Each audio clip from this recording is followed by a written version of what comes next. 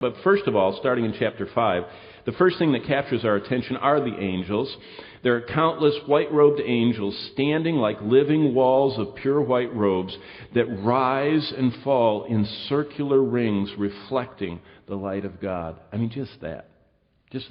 I've never seen 100 million anythings. Can you imagine seeing hundreds of millions of angels in these circles that are rising and falling as they are bowing down before the Lord?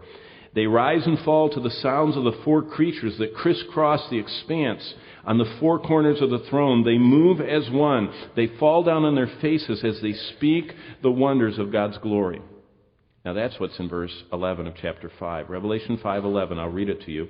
And then I looked, and I heard the voice of many angels around the throne, and the living creatures, and the elders, and the number of them was 10,000 times 10,000, and thousands of thousands. So we're talking about hundreds of millions of angels, that all they do is stand around the throne. You talk about attendance. They measure stars in hotels by how many staff there are to occupants. Can you imagine the star rating of heaven? God has hundreds of millions that are standing around His throne. They're just His attendants. He doesn't need them, but He has them. And they're there, and they're worshiping Him. And verse 12 says that this whole group, the verse 11, many angels, the four living creatures, the 24 elders, this whole group, verse 12, are saying with a loud voice. Now, just look up for a second. That's why, like in the morning service, did you notice Mark Duncan? He says, "Come on, let's go.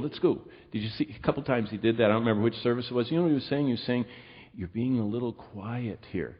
Because the worship of heaven, look back what it is, saying with a loud voice. God often is into this loudness stuff. Now, I don't mean deafening like the concerts that have blown out a whole generation of people's ears. I'm not talking about that. I'm talking about the sound that comes when you're totally engaged, when you're not thinking about where you're going to lunch and whether you parked your car, and if you left the windows open, if it's going to rain outside, and all that stuff, you're going to make the soccer game. You don't sing as loud when you've got all that distraction. In heaven, people are only doing one thing. They're on one channel. They're focused on one goal, and that is to speak forth the praises of the infinite, Almighty God of the universe. So they say with a loud voice, look at verse 12, "Worthy is the Lamb who was slain to receive power and riches and wisdom and strength and honor and glory and blessing."